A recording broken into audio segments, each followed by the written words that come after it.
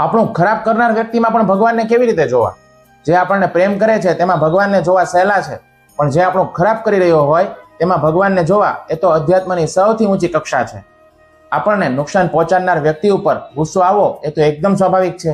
આ દુનિયામાં કોઈની તાકાત નથી કે તે તમને કારણ વગર દુઃખ આપી શકે. તમને જે પણ દુઃખ મળે છે તે તમારા જ પાછલા જન્મના કે આ જન્મના કોઈ ખરાબ કર્મોનું જ ફળ છે. સામેવાળી વ્યક્તિ માત્ર એક પોસ્ટમેન છે. ટપાલમાં ખરાબ સમાચાર હોય તો આપણે પોસ્ટમેન ઉપર ગુસ્સે નથી થતા. તેવી જ રીતે તે વ્યક્તિ તમારા જ કર્મોનું ખાતું પૂરું કરવા માટે ઈશ્વરે મોકલેલું એક સાધન માત્ર છે.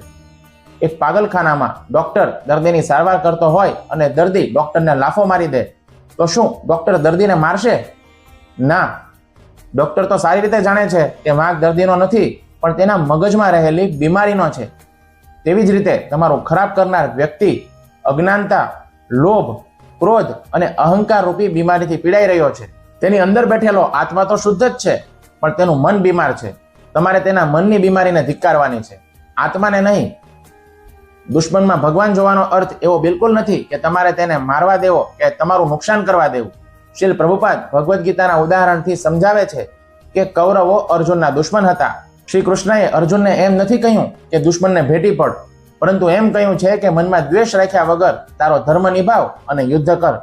જો કોઈ તમારું શોષણ કરતું હોય તો તમારે સ્વ બચાવ માટે, પોલીસની મદદ માટે કે પછી કાયદાકીય પગલાં લેવા માટે પૂરેપૂરો પ્રયાસ કરવો જોઈએ, પણ મનમાં વેરઝેર કે નફરત રાખ્યા વિના. એક ન્યાયાધીશ ગુનેગારને ફાંસીની સજા આપે છે, પણ તેના પ્રત્યે અંગત નફરત નથી રાખતા. હવે પ્રશ્ન એ થાય છે કે દુશ્મનમાં ભગવાન જોવાથી મને પોતાને શું ફાયદો થશે? જ્યારે તમે આ દ્રષ્ટિ કેળવી લેશો ત્યારે સૌથી મોટો ફાયદો સામેવાળાને નહીં, પરંતુ તમને પોતાને થશે. તમે અંદરથી સળગતા બચી જશો. નફરત અને વેરની ભાવના એ સળગતા કોલસા જેવી હોય છે. તમે તેને બીજા ઉપર ફેંકવાને માટે હાથમાં પકડો છો, પણ સૌથી પહેલા તો તમારો પોતાનો જ હાથ બાળે છે. દુશ્મનમાં ઈશ્વરને જોઈને તેને માફ કરી દેવાથી તમે માનસિક શાંતિનો અનુભવ કરશો. તમારું બ્લડ પ્રેશર અને સ્ટ્રેસ લેવલ એકદમ ઓછું થઈ જશે. કર્મની સાંકળ તૂટી જશે. જો કોઈ તમારું ખરાબ કરે અને તમે પણ તેની સામે નફરતથી ખરાબ વર્તન કરો તો તમે નવા ખરાબ કર્મો બાંધી રહ્યા છો, જેના કારણે તમારે ભવિષ્યમાં ફરીથી દુઃખ ભોગવવું પડશે. પરંતુ જો તમે શાંત બેસી રહીને એવો વિચાર કરી લો કે મારા કર્મોનું ઋણ પૂરું થઈ ગયું, તો તે હિસાબ તે જ ક્ષણે પૂરો થઈ જાય છે અને તમે ભવિષ્યના મોટા દુઃખોમાંથી બચી જાઓ છો. તમારી ઉર્જા બચશે. કોઈને ધિક્કારવામાં બહુ જ માનસિક શક્તિ વપરાઈ જાય છે.